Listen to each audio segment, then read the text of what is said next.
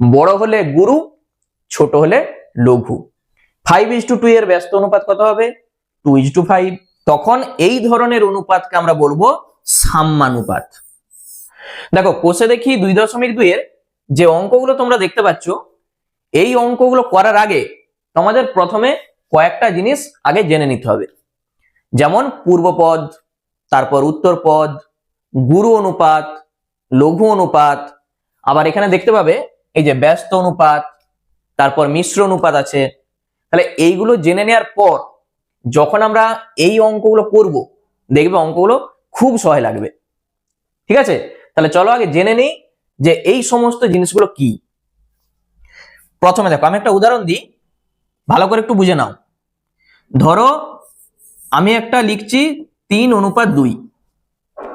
ঠিক আছে, প্রথমে যেটা থাকবে, এই যে প্রথমে এখানে কে আছে? 3 আছে। তাহলে এইটাকে আমরা বলবো পূর্বপদ। আর পরে যেটা থাকবে, এই যে এইটা 2 আছে এখানে, এইটাকে আমরা বলবো উত্তরপদ। ঠিক আছে, তাহলে প্রথম যেটা থাকবে সেইটাকে আমরা বলবো পূর্বপদ, পরেরটাকে আমরা বলবো উত্তরপদ। আরো একটা উদাহরণ দিই, যদি এরকম থাকে 5:1, তাহলে এই 5টাকে আমরা কি বলবো? পূর্বপদ, 1টাকে আমরা বলবো উত্তরপদ। ঠিক আছে, তাহলে পূর্বপদ আর উত্তরপদ জিনিসটা ক্লিয়ার হয়ে গেছে। এরপর আমরা আসছি গুরু অনুপাত আর লঘু অনুপাত জিনিসটা কি। দেখো এই অনুপাতে প্রথমে 5 আছে, পরে 1 আছে। প্রথমে যদি বড় থাকে, মানে প্রথমে সংখ্যাটা যদি বড় হয়, তখন সেই অনুপাতকে আমরা বলবো গুরু অনুপাত। মনে থাকবে, গুরু অনুপাত। আবার ধরো এরকম আছে যে 1 আর অনুপাত 5, তখন এই যে অনুপাত, এখানে দেখো প্রথমটা ছোট আছে, পরেরটা বড় আছে, তাহলে এই অনুপাতটাকে আমরা বলবো লঘু অনুপাত। মনে থাকবে। তাহলে অনুপাতের যদি প্রথম পদ, মানে প্রথমে যেটা থাকবে সেইটা যদি বড় হয়, তখন সেই অনুপাতটাকে আমরা বলবো গুরু অনুপাত। যদি প্রথমটাই ছোট হয়, তখন সেই অনুপাতটাকে আমরা বলবো লঘু অনুপাত। এরপর তোমরা কোশ্চেন করতেই পারো, যদি এরকম হয় দুটাই সমান হয়ে যায়, ধরো এরকম আছে 5:5, তাহলে এখানে কে ছোট কে বড়? দুটাই তো সমান, তখন এই ধরনের অনুপাতকে আমরা বলবো সাম্যানুপাত। মনে থাকবে, তাহলে আমি লিখে দিচ্ছি এখানে সাম্যানুপাত। ব্যাস, তাহলে এখানে গুরু অনুপাত হয়ে গেল, লঘু অনুপাত হয়ে গেল, সাম্যানুপাতও হয়ে গেল। এরপর আমরা লিখছি ব্যস্ত অনুপাত।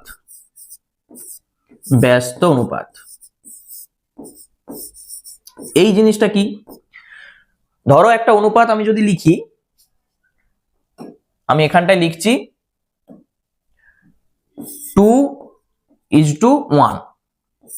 এই যে অনুপাতটা, যদি বলে তোমাকে এইটার ব্যস্ত অনুপাত কত হবে, তাহলে এইটার বা এর ব্যস্ত অনুপাত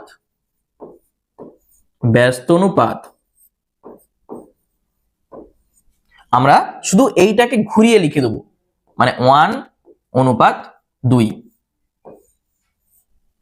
বুঝতে পেরেছো? তাহলে কোন একটা অনুপাতের ব্যস্ত অনুপাত কত হয়ে যাবে, এইটাকে শুধু ঘুরিয়ে লিখে দাও।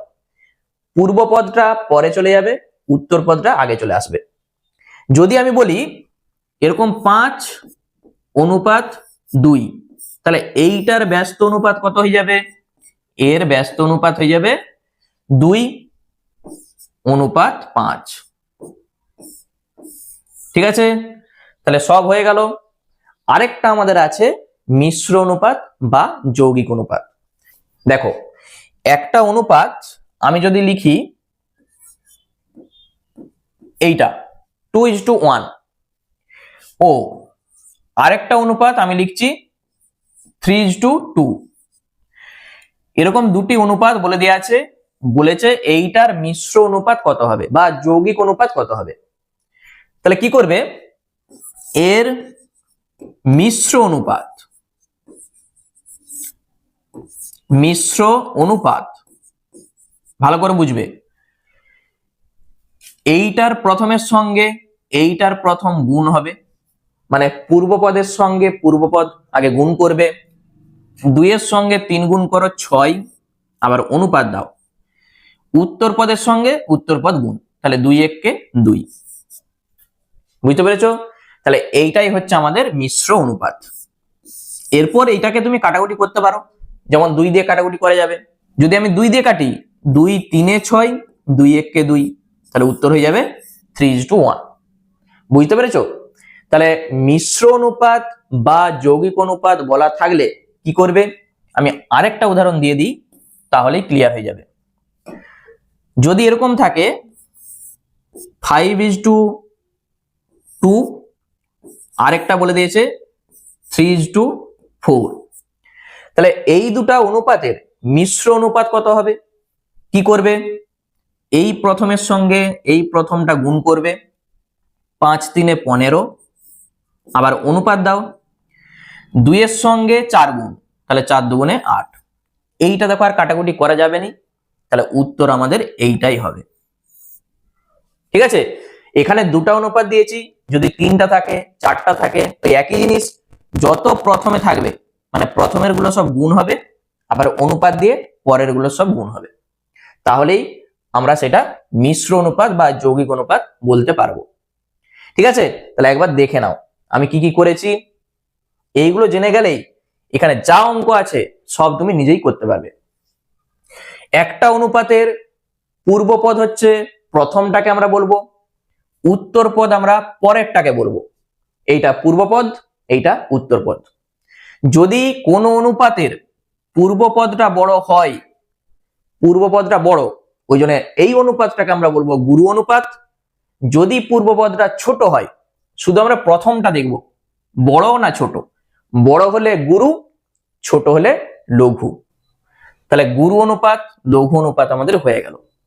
যদি দুটাই সমান হয়, মানে পূর্বপদ আর উত্তরপদ যদি সমান হয়ে যায়, তখন সেইটাকে আমরা বলবো সাম্যানুপাত।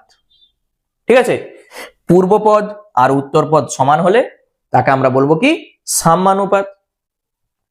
এরপর কোন একটা অনুপাতের ব্যস্ত অনুপাত কি হবে, ঠিক উল্টিয়ে তুমি লিখে দাও, মানে পূর্বপদটা পরে লিখো, উত্তরপদটা আগে লিখো। 2:1 এর ব্যস্ত অনুপাত কত হবে, 1:2। 5:2 এর ব্যস্ত অনুপাত কত হবে, 2:5। নেক্সট মিশ্র অনুপাত বা যৌগিক অনুপাত, প্রথমে যত পূর্বপদ আছে গুণ করো, আবার অনুপাত দিয়ে উত্তরপদ যত আছে গুণ করে বসিয়ে দাও। যদি এখানে কাটাকুটি করা যায় তো করবে, না হলে এখানেই উত্তর হয়ে যাবে। বুঝতে পেরেছো? চলো এরপর দেখো, যখন আমরা এই অঙ্কগুলো করব কতটা সহজ লাগবে। চলো অঙ্কগুলো আমরা শুরু করছি। প্রথম অঙ্ক কি বলেছে দেখো, আশা করি এরপর তোমরা নিজেরাই করতে পারবে। 1 দাগের এ, আচ্ছা অঙ্কটাকে পড়ে নাও যে কি বলতে চাইছে। বলেছে নিচের অনুপাতগুলিকে লঘিষ্ঠ আকারে পরিণত করি। লঘিষ্ঠ আকারে মানে কি, এইগুলোকে কাটাকাটি করে যেটা আসবে সেটাই হবে আমাদের উত্তর। ও প্রত্যেকটি অনুপাতের ব্যস্ত অনুপাত লিখি। তাহলে ব্যস্ত অনুপাত আমরা এই বলে এসেছি। তাহলে প্রথমে যেটা আছে দেখো 12:15। তাহলে এইটাকে কেউ চাইলে সরাসরি এখান থেকে কাটাকুটি করতে পারে, অথবা প্রথমে লিখো 12, তার নিচে লিখো 15, দিয়ে কাটাকুটি করো। 3 4 এ 12, 3 5 এ 15, পাচ্ছি কত আমরা 4/5, মানে এইটাকে তুমি কি লিখতে পারো 4:5। তাহলে লঘিষ্ঠ আকারে আমাদের পরিণত হয়ে গেল। যেটা পেয়েছি বলেছে তার ব্যস্ত অনুপাত কত, তাহলে এর ব্যস্ত অনুপাত কত হবে, আমরা কি বলে এসেছি, এইটা শুধু ঘুরিয়ে লিখে দাও, প্রথমে লিখো আগে 5 আর পরে লিখো 4, হয়ে গেল আমাদের উত্তর। আচ্ছা, এইটাই যে নিচে নিচে লিখেছি, যদি তোমরা চাও আমি আরেকটা দেখাচ্ছি, এইভাবেও করতে পারো। এখানে সমান দাও, দেখো নিচে নিচে না লিখে তুমি এটাকে 3 দিয়ে কাটাকুটি করো, 3 4 12, 3 5 15। কেউ সরাসরি একবারে এটা করতে পারে, এইভাবে নিচে নিচে না লিখে একবারে সরাসরি এখান থেকে এটা করতেই পারে। দিয়ে এখানে লিখে দাও এর ব্যস্ত অনুপাত। ব্যস্ত অনুপাত কত হবে? 5:4 হয়ে গেল আমাদের অঙ্ক। চলো বিয়েরটা বলো কি হবে। প্রথমে আছে 36 আর অনুপাত কত? 54। যারা পারবে সমান দিয়ে এখানে কাটাকুটি করে নাও, না হলে কি করবে নিচে নিচে লিখো দিয়ে কাটাকুটি করো। মানে 36 আগে লিখো, তার নিচে লিখো 54। কত দিয়ে কাটবে? 9 দিয়ে। 9 4 36 আর 9 6 54, ঠিক আছে? 4 লং 36 আর 6 লং 54। আবার 2 দিয়ে কাটো, 2 2 4, 2 3 6, কত পাবো? 2/3। এইটাকে তুমি লিখে দাও এইটা 2:3। তাহলে এইটার ব্যস্ত অনুপাত কত হবে? অতএব এর ব্যস্ত অনুপাত, এর ব্যস্ত অনুপাত শুধু ঘুরিয়ে লিখবে 3 তারপরে 2, হয়ে গেল আমাদের অঙ্ক। ঠিক আছে, খুব সহজ। চলো নেক্সট চলে যাচ্ছে আমরা সি এর দাগে। দেখো সি এরটা কি বলেছে, 1 এর দাগের সি, এখানে আছে 75 আর 120। তাহলে আমি নিচে নিচেই লিখছি, দিয়ে কাটাকুটিটা করছি। এইটা কত দিয়ে কাটবে? 5 দিয়ে কাটো। দেখো এই যে শেষে 5 আছে, শেষে 0 আছে, দেখতে পেয়েছো? সবসময় 5 দিয়ে কাটাকুটি করা যাবে। শেষে যদি 5 থাকে কাটাকুটি করা যাবে, শেষে যদি 0 থাকে সেটাও 5 দিয়ে কাটাকুটি করা যাবে। তাহলে 5 15 75 হয়, আর এটাকে 5 দিয়ে ভাগ করো, 5 দুগুণে 10, 5 4 20। আর কত দিয়ে কাটবে? 3 দিয়ে। 3 5 15, 3 8 24। তাহলে আমরা পাচ্ছি কত? উপরে 5 নিচে 8। এইটাকে তুমি অনুপাত দিয়ে লিখবে এইভাবে, প্রথমে 5 তারপরে 8। এইটার ব্যস্ত অনুপাত কত? তাহলে এখানে লিখবে এর ব্যস্ত অনুপাত। ব্যস্ত অনুপাত প্রথমে লিখবে 8, এখানে লিখো 8 আর এখানে 5, ঠিক উল্টিয়ে লিখে দেবে, তাহলেই ব্যস্ত অনুপাত আমাদের হয়ে যাবে।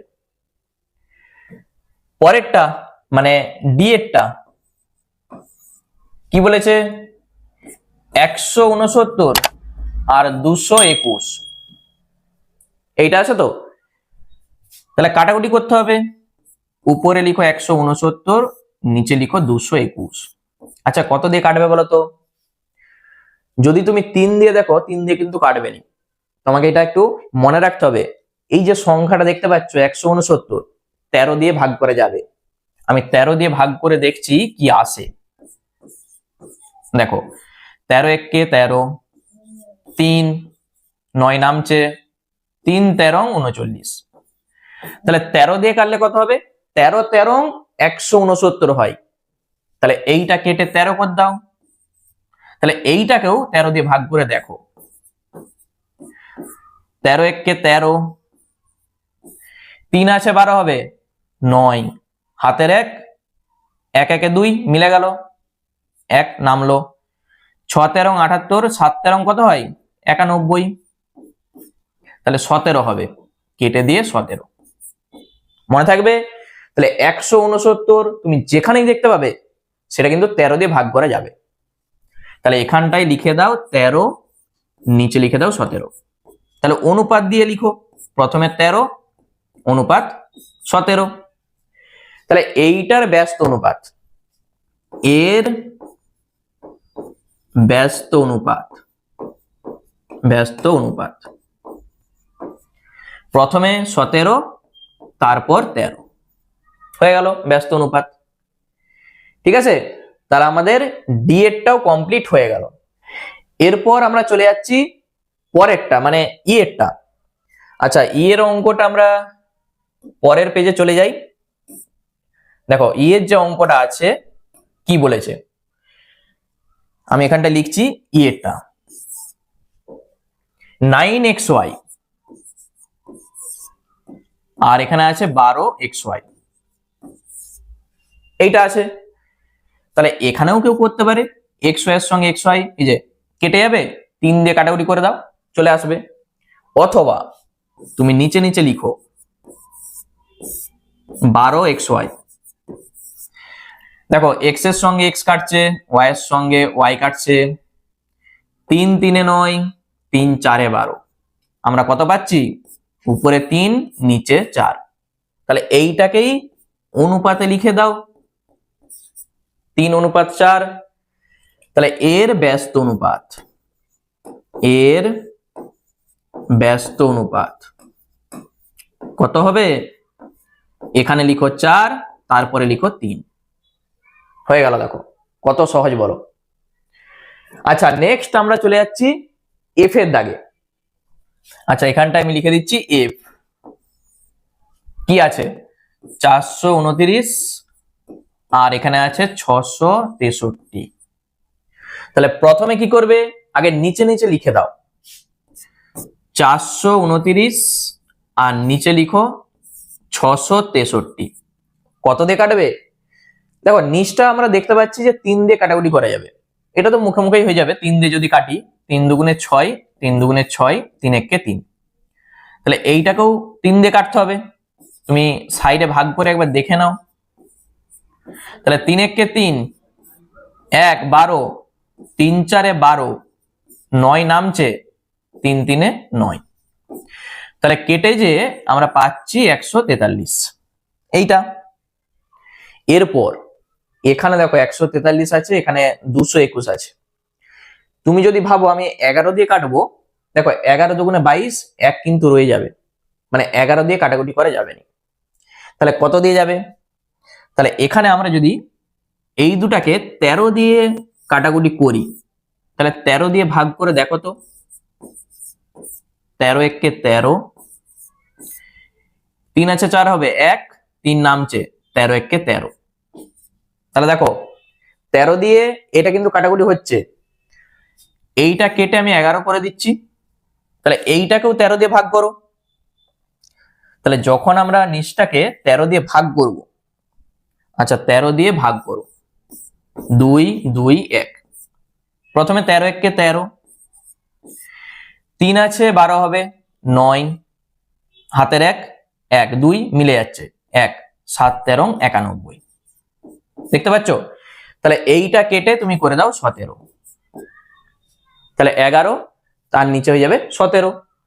তাহলে এখানে আমরা শুধু এটাকে লিখে দেবো সমান দিয়ে, উপরে 11 নিচে 17, মানে 11:17। ঠিক আছে? তাহলে এইটার ব্যস্ত অনুপাত কত হবে? লিখে দাও, এর ব্যস্ত অনুপাত কত হবে? আগে 17:11। ব্যাস, হয়ে গেল আমাদের অঙ্ক। ঠিক আছে, এই যে কাটাকুটিগুলো আমি করছি, এইগুলো তোমরা যত প্র্যাকটিস করবে দেখবে নিজেরাই করতে পারবে। চলো নেক্সট চলে যাচ্ছে আমরা জি এর দাগে। আচ্ছা, জি এর অঙ্কটাও আমরা নেক্সট পেজে চলে যাচ্ছি। দেখো জি এর দাগের যে অঙ্কটা আমাদের বলেছে, এই যে অঙ্কটা আমরা এখানটাই করছি, জি 3b আর অনুপাত কত আছে? 12c। কাটাকুটি করবে। তাহলে এইটাকে যখন তুমি কাটাকুটি করবে, 3b তার নিচে লিখো 12c, 3 একে 3, 3 4 12, 1 লিখার দরকার নেই, আমরা পাচ্ছি উপরে b নিচে 4c, মানে কত হবে? প্রথমে b অনুপাত এইটা। তাহলে লঘিষ্ঠ আকারে আমাদের পরিণত হয়ে গেল। আমরা লিখে দেবো এর ব্যস্ত অনুপাত, এর ব্যস্ত অনুপাত। প্রথমে 4c আর অনুপাত দিয়ে b, ঠিক আছে। বা কেউ চাইলে সরাসরি এখান থেকে সমান দিয়ে এইটা না করে, দেখো 3 দিয়ে কাটাকুটি করে যাচ্ছে, শুধু b হয়ে যাবে। একবার এখান থেকে কেউ এইটা করতে পারো, 3 দিয়ে কাটো না, এই যে b আবার অনুপাত দিয়ে 3 4 এ 12, তাহলে 4c। চলো আরেকটা অঙ্ক আমাদের আছে, দেখো h এরটা, h কি আছে, 25xyz আবার অনুপাত দিয়ে 625xyz। খুব সহজ অঙ্ক। xyz তো কেটেই যাবে, দেখতেই পাচ্ছ। আমরা তবু নিচে নিচে লিখছি xyz আর 625xyz। দেখো x x y y z z কেটে গেল। কত দিয়ে কাটবে? 25 25 সং 625 হয়। অথবা যদি তুমি 5 দিয়ে কাটো, 5 5 এ 25, তাহলে 5 দিয়ে যখন কাটাকুটি করবে তুমি ভাগ করে দেখে নাও 125 হবে। এই যে 5 দিয়ে ভাগ করো 625, তাহলে 5 একে 5, 1 2, 5 দুগুণে 10, 2 নামবে 5, আবার 5 5 এ 25, তাহলে আমরা পাচ্ছি কি 125। 5 দিয়ে দেখো পুরোটা কেটে যাচ্ছে, 5 একে 5, 5 2 এ 10, 5 5 এ 25, মানে 5 25 সং 125 হয়। উপরে কিছু নাই মানে কত আছে? 1 ধরতে হবে, আর নিচে আছে 25। এখানে আবার কেউ শূন্য করে দাওনি, যখনই উপর আর নিচ কাটাকুটি হয় তখন উত্তর কত আসে? 1 আসে, যদি সব কেটে যায়। তাহলে উপরে কিছু নাই, এই যে 5 একে 5, 1 আছে, নিচে আছে 25। তাহলে এইটাকে তুমি লিখবে কিভাবে? 1 আবার অনুপাত দিয়ে এইটা। তাহলে আমাদের কি চাইছে? ব্যস্ত অনুপাত। অতএব এর ব্যস্ত অনুপাত, এখানটা লিখে দাও, এর ব্যস্ত অনুপাত কত হবে? আগে 25, অনুপাত দিয়ে 1। দেখো আমাদের একের দাগের অঙ্ক সব কমপ্লিট হয়ে গেল। বলো অঙ্কগুলো তোমাদের এরপর কেমন লাগছে? তাহলে প্রথমে যদি এইগুলো জেনে নাও যে ব্যস্ত অনুপাত কাকে বলে, সাম্যানুপাত, গুরু অনুপাত, লঘু অনুপাত, তাহলে কিন্তু খুব সহজ লাগবে। একবারে সেম অঙ্ক দেখো 2 এর দাগের গুলো কি বলেছে, নিচের অনুপাতগুলিকে পূর্ণ সংখ্যার অনুপাতে পরিণত করি ও তার ব্যস্ত অনুপাত লিখি। আচ্ছা পূর্ণ সংখ্যা মানে কি বলতো? দেখো পূর্ণ সংখ্যা আমরা বলেছিলাম, এই যে সংখ্যা রেখা, এখানে 0, ডান দিকে আছে 1 2 3 এরকম চলছে, আর বাম দিকে -1 -2 -3 এইভাবে চলছে। তাহলে এখানে যা কিছু দেখতে পাচ্ছ সবই পূর্ণ সংখ্যা, শুধু এইগুলোকে বলা হয় ধনাত্মক, আর এখান থেকে এইগুলোকে বলা হয় ঋণাত্মক। শূন্যটা পূর্ণ সংখ্যা, কিন্তু সেটা ধনাত্মক বা ঋণাত্মক কোনোটাই নয়, কারণ শূন্যর আবার প্লাস আর মাইনাস কি আছে? শূন্যর আগে কি প্লাস দিই না মাইনাস দিই? শূন্য মানে শূন্য, ঠিক আছে। তাহলে এই আকারে আমাদের পরিণত করতে হবে। চলো করা যাক। দেখো প্রথমে 2 এর দাগের এ কি আছে? 2.5 আবার অনুপাত 12.5। তাহলে এইটাকে নিচে নিচে লিখতে পারো, বা কেউ চাইলে দশমিক তুলে এখানে 10 করতে পারো। দেখো আমি নিচে নিচে লিখবো, দিয়ে কাটাকুটিটা করব, তাতে সুবিধা হবে, ভুল হওয়ার চান্স খুব কম। দশমিক দিয়ে লিখে দিয়েছি। কি করতে হয়? এই যে দশমিক, একটার পর দশমিক, একটার পর দশমিক উঠিয়ে দাও। কি জন্য উঠছে বলো তো? এই যে দশমিক তুলে নিচে 10 করো, এখানে তুলে উপরে 10 করো, সেই 10 আর 10 কেটে যাচ্ছে, তুমি এভাবে করলেই হবে। শেষে 5 আছে মানে 5 দিয়ে কাটাকুটি করা যাবে। 5 5 এ 25 কত হবে? 5 দুগুণে 10, 5 5 এ 25, আবার 5 একে 5, 5 5 এ 25। ঠিক আছে, আমরা আগের অঙ্কটাই করে এসেছি। 25 5 এ 125 হয়, সেই জিনিসটা এসছে দেখো। তাহলে এখানে কত হবে, উপরে আছে 1, নিচে আছে 5, এই যে মানেই তুমি লিখে দাও 1:5 হয়ে গেল। একটাও পূর্ণ সংখ্যা, 5টাও পূর্ণ সংখ্যা, তাহলে পূর্ণ সংখ্যার অনুপাতে পরিণত আমাদের হয়ে গেল। এর ব্যস্ত অনুপাত, এরপর তো তোমরা করতে পারবে। ব্যস্ত অনুপাত কত হবে, তাহলে ব্যস্ত অনুপাত হয়ে যাবে প্রথমে 5 তারপরে 1 হয়ে গেল। দেখো চলো নেক্সট আমরা বি এরটা দেখি কি বলেছে। 5/8 আবার অনুপাত দিয়ে 7/16, কি লিখবে, এখানে যা আছে আগে লিখে দাও। অনুপাত 7/16, এটা হচ্ছে ভগ্নাংশ বলে দেওয়া আছে, এইটাকে আমরা পূর্ণ সংখ্যার অনুপাতে পরিণত করব। তাহলে প্রথমে 5/8 লিখো, তার নিচে লিখো 7/16।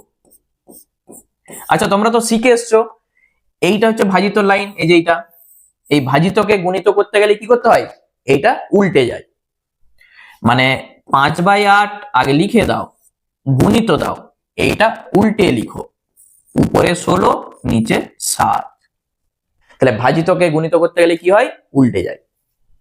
8×2 = 16, আর কাটাকুটি করা যাচ্ছে নি, উপরে হবে 5×2 = 10, নিচে আছে 7।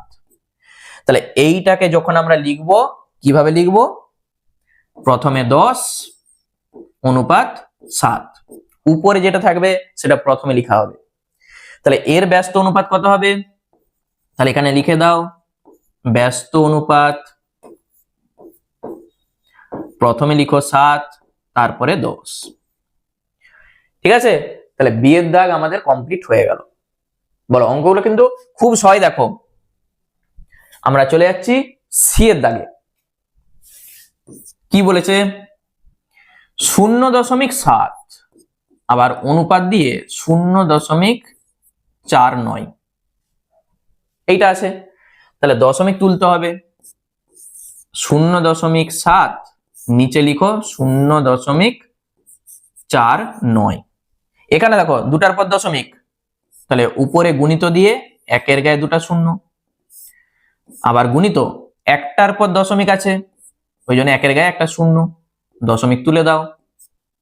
এরপর কাটাকুটি করা যাবে, একটা শূন্য একটা শূন্য কেটে দাও, 7×7 = 49 হয়ে গেল। আর কাটাকুটি করা যাবে নি। উপরে কত আছে 10, নিচে আছে 7, তাহলে আমরা পাচ্ছি 10:7। ঠিক আছে তো, তাহলে 10 পূর্ণ সংখ্যা, 7ও পূর্ণ সংখ্যা। এরপর এর ব্যস্ত অনুপাত লিখে দাও। এর ব্যস্ত অনুপাত কত হবে আমাকে বলো, কত হবে, প্রথমে 7 লিখবে তারপর 10 লিখবে। ঠিক আছে, তাহলে এইটা আমাদের সি হয়ে গেল। সেম অঙ্ক ডি, কি আছে 2/5 আর আছে 3/4। তাহলে এই টাইপের অঙ্ক, এই যে একবারে বি এর মতো করে দাও। প্রথমে তুমি লিখো 2/5, তার নিচে লিখো 3/4।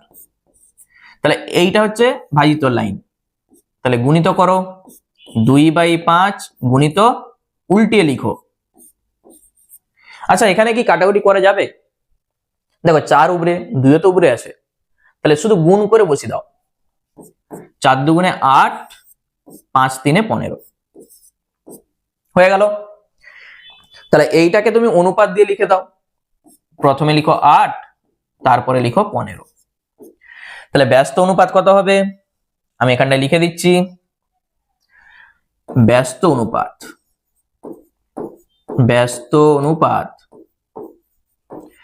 15:8। ঠিক আছে, তাহলে ডি এরটা আমাদের কমপ্লিট হয়ে গেল। নেক্সট আমরা চলে যাচ্ছি ই এর দাগে। আচ্ছা ই এরটা আমরা নেক্সট পেজে চলে যাই। ই এরটা, আচ্ছা নেক্সট পেজে কি বলেছে, চলো ই এরটা দেখো। প্রথমে আছে 22 আর 4 পূর্ণ 5/7, এই যে পূর্ণ আছে তাহলে এই পূর্ণকে তোমাকে ভাঙতে হবে আগে। তাহলে 22 কত হয়, 4 7 28, 28 আর 5 33, আর নিচে 7। আগে পূর্ণ যেভাবে ভাঙতে হয় ভেঙে নাও, দিয়ে নিচে নিচে লিখো 22, তার নিচে লিখো এটা, এই যে এটা। এরপর তোমরা তো জানো ভাজিত থাকা মানেই তাকে গুণিত করতে হবে, শুধু উল্টিয়ে লিখে দাও 22 গুণিত 7 নিচে 33।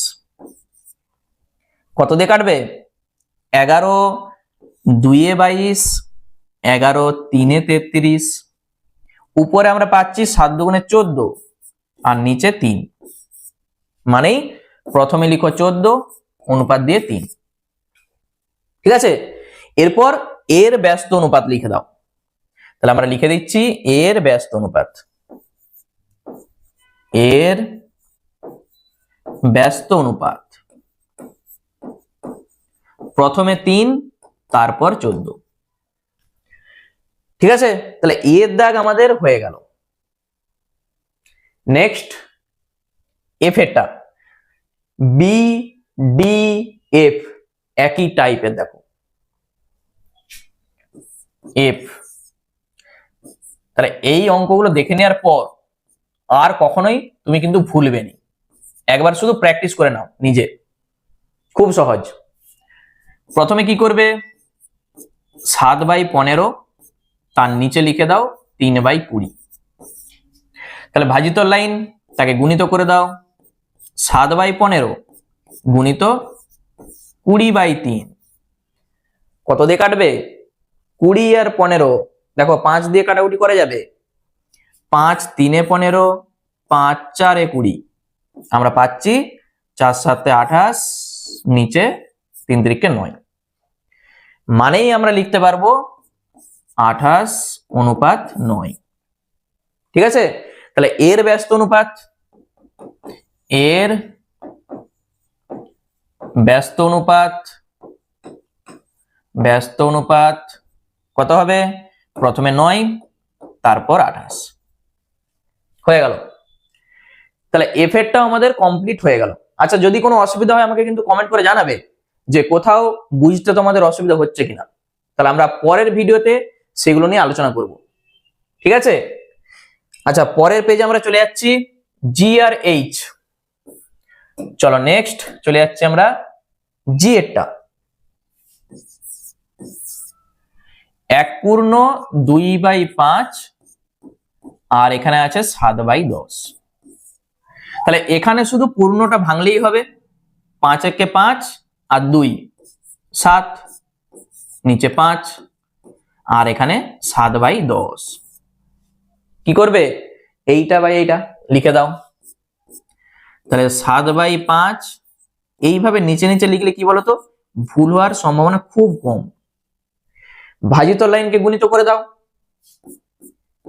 তাহলে 7/5 গুণিত 10/7। দেখো 7 আর 7 কেটে দাও, 5 2 এ 10। তাহলে নিচে কত আছে, নিচে 1 আছে, তাহলে উপরে আছে 2, নিচে আছে 1, মানেই এইটাকে আমরা লিখে দেবো 2/1। এইটা, তাহলে এর ব্যস্ত অনুপাত লিখে দাও। তাহলে এর ব্যস্ত অনুপাত, ব্যস্ত অনুপাত প্রথমে 1 তারপর 2। ঠিক আছে, হয়ে গেল আমাদের। আচ্ছা আরেকটা অঙ্ক আমাদের রয়ে গেল, যেটা হচ্ছে এইচ এরটা, এইচ 4.4 আর এখানে আছে 5.61, এইটা আছে। তাহলে প্রথমে আমাদের কি করতে হবে, দশমিক তুলতে হবে, নিচে 5.61। দেখো নিচেরটা দুটার পর দশমিক আছে, তাহলে উপরে কত হবে, একের গায়ে দুটা শূন্য, আবার এখানে একটার পর দশমিক, ওই জন্য একের গায়ে একটা শূন্য। তাহলে এইটার সঙ্গে এটা উঠে যাচ্ছে, একটা শূন্য একটা শূন্য কেটে দাও, এরপর কত হবে 44 আছে, দেখো 44, তাহলে 11 দিয়ে কাটাকুটি করা যাবে। এটা একবার চেক করে তবু দেখে নাও যে 11 দিয়ে কত হচ্ছে, 5 6 1, তাহলে 5 11 55 হবে, 5 11 55, 1 1 11, 11 1 কে 11, তাহলে আমরা 11 দিয়ে কাটছি, 11 4 44, আর এখানে 11 দিয়ে কাটলে 51। আর কি কাটাকুটি করা যাবে দেখো তো, যদি এখানে 3 থাকতো তাহলে 3 17 51 হতো, কিন্তু এখানে 4 আছে, তাহলে আর কাটাকুটি করা যাবে না। তাহলে আমরা উত্তরটা এখানে লিখব, উপরে হবে কত 4 10 40, নিচে আছে 51, মানে 40:51 হয়ে গেল আমাদের উত্তর। নিচে লিখে দাও ব্যস্ত অনুপাতটা। তাহলে ব্যস্ত অনুপাত কত হচ্ছে বলতো, প্রথমে 51, তারপরে 40। ঠিক আছে, তাহলে আমাদের কমপ্লিট, 1 দাগ আর 2 দাগের অঙ্ক আমাদের কমপ্লিট হয়ে গেল। ঠিক আছে, তাহলে আজকে এই পর্যন্তই থাক। আমরা পরের পার্টে 3 দাগ থেকে 7 দাগের যে অঙ্কগুলো রয়ে গেল সেগুলো শুরু করব। আর এই ক্লাসটা থেকে তোমাদের যদি একটু হেল্প হয় অবশ্যই একটা লাইক করে দাও, এবং যারা নতুন দর্শক আছো চ্যানেলটাকে সাবস্ক্রাইব করে রাখো। ঠিক আছে, চলো আবার দেখা হচ্ছে নেক্সট ভিডিওতে।